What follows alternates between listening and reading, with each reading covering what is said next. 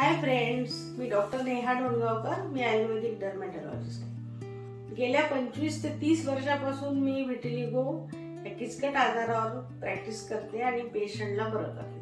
हे जे व्हिटिलिगो आहे ह्या आजारावर माझा 25 वर्षाचा एक्सपिरियन्स जो आहे आणि तो व्हिटिलिगोच्या पेशंटनी डाएट प्रॉपर का करायला पाहिजे, तर त्या एक्सपिरियन्सवर मी तुम्हाला आज माहिती सांगणार आहे की बऱ्याचदा खूप कॉन्ट्रोवर्सीज होतात. पेशंट ॲलोपॅथीच्या ट्रीटमेंट घेऊन येतात तर त्यांना असं सांगितलं जातं की तुमच्या डाएटचा आणि व्हिटिलिगो म्हणजे पांढऱ्या डागाचा काहीही संबंध नाही. आणि बऱ्याचदा असंही म्हटलं जातं की दूध आणि मासे एकत्र खाल्ल्याने कुठे पांढरे डाग होतात, तसं काही होत नसतं.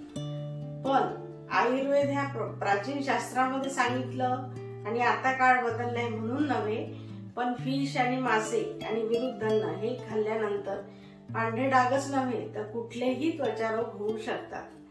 विरुद्धान्न हे आहार आपल्या शरीरामध्ये एखाद्या विषासारखं काम करत असतं. पण तुमच्या शरीरात जर एखादं विष पसरलं तर त्याचे तुमच्या त्वचेवर परिणाम होणार नाही का? तर या पद्धतीने जे आयुर्वेद पॅथीने सांगितलेलं आहे, विरुद्धान्न खाऊ नका, हे खूप खरोखरच आम्ही दिसून आलेलं आहे. आता एखादा पेशंट माझ्याकडे येतो आणि त्याचा एखाद्या महिन्यामध्ये व्यवस्थित पांढरे डाग कमी होत आहेत आणि मध्येच एखाद्या महिन्यात वाढलेले दिसतात.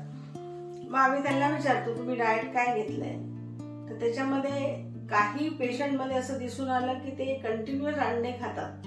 मग अंडे खाल्ल्यानंतर त्यांचे पांढरे डाग वाढतात. काही जणांचं दुधाचं किंवा डेअरी प्रॉडक्टचं प्रमाण जर खाण्यामध्ये वाढलं एखाद्या महिन्यात तरी पण ते पांढरे डाग कमी होण्यात त्याचा अडथळा निर्माण होतो. आता डेअरी प्रॉडक्ट्स हे तसेही पचायला जड असतात आणि त्याच्या आता जे डेअरी प्रॉडक्ट्स येतात, तुम्ही म्हणाल तर प्राचीन काळात ते आपण पित होतो ते दूध आणि आताच्या काळातलं गाईचं दूध किंवा म्हशीचं दूध याच्यामध्ये खूप फरक पडलेला आहे. आता तुम्ही जो आहार घेताय तो किती निर्दोष आहे का सदोष आहे हा खूप मी म्हणते वादाचा विषय म्हणता येईल किंवा खूप गहन विषय आहे. आपण याच्यावर जेवढं बोलू तेवढं कमीच आहे. तर त्यातल्या त्यात आपण त्याच्यामध्ये काय करू शकतो आणि आपल्याला पांढरे डाग कसे दुरुस्त करता येईल ह्याचा विचार जर पेशंटनी केला आणि त्यांनी जर आयुर्वेद ट्रीटमेंट सोबत डाएट व्यवस्थित केलं तर जे पांढरे डाग आहेत ना ते दुरुस्त व्हायला जास्त वेळ लागत नाही. त्याला डाएट खूप गरजेचं आहे.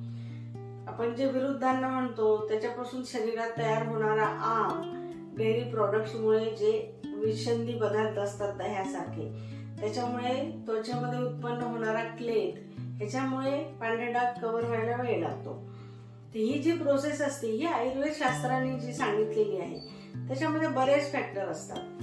जसं आम्ही म्हणतो की यकृतापासून तयार होणारं भ्राजक पित्त हे त्वचेला रंग देण्याचं काम करतं आणि मॉडर्न सायन्स म्हणतं की मेलॅनिनचे जे सिक्रेशन्स आहेत ते कमी झाल्यामुळे पांढरे डाग येतात. तर मग लिव्हरच्या यकृतापासून तयार होणारं भ्राजक पित्त जेव्हा कमी त्याचं काम जर मंदावलं तर पांढरे डाग येतात.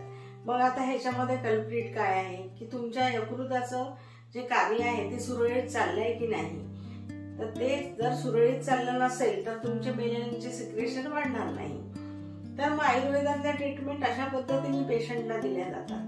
त्याच्यामध्ये तुमचं यकृताचं कार्य व्यवस्थित करणे, तुमच्या शरीरामध्ये तयार झालेला आम कमी करणे, ज्याला मॉडर्न सायन्समध्ये इन्फ्लमेशन ऑफ सेल्स असं जे म्हटलं जातं तो हा आम आहे जो तुमच्या शरीरामध्ये तयार होतो. मग हे सेल्समध्ये इन्फ्लमेशन येतं कुठून? त्याचं एक कारण आहे एज फॅक्टर. ठीक आहे, तुमचं वय वाढायला लागल्यामुळे जे इन्फ्लमेशन येते, पण काही तरुण मुलांमध्ये किंवा छोट्या मुलांमध्ये जर हे इन्फ्लमेशन येतं, हे येतं कुठून? हे आहारातूनच येतं. आहाराशिवाय कुठूनही आपण कुठल्याही गोष्टी शरीरावर वाईट परिणाम करत नाही. तुम्ही जो आहार घ्याल तशाप्रमाणे तुमचं शरीर पोषक बनतं, पोषलं जातं किंवा त्या शरीराला व्याधी तयार करण्याचं कामही हा आहारच करत असतो. इतकं ह्या डाएटचं महत्व आहे. त्याच्यामुळे डाएटला कमी लेखून किंवा डाएट केल्याने काय होतं, मी तर औषध खातोय असा विचार करून त्वचारोग दुरुस्त होत नाही. मग तो सोरियासिस असो की पांढरे डाग असो, तुम्ही त्याच्यासाठी प्रॉपर डाएट केलं पाहिजे, सांगितलेले मेडिसिन रेग्युलर घेतले पाहिजे, सन एक्सपोजर घेतलं पाहिजे. मग पांढरे डाग दुरुस्त व्हायला वेळ लागत नाही. त्याच्यामुळे ह्या गोष्टीकडे आवर्जून लक्ष द्यावे. थँक्यू.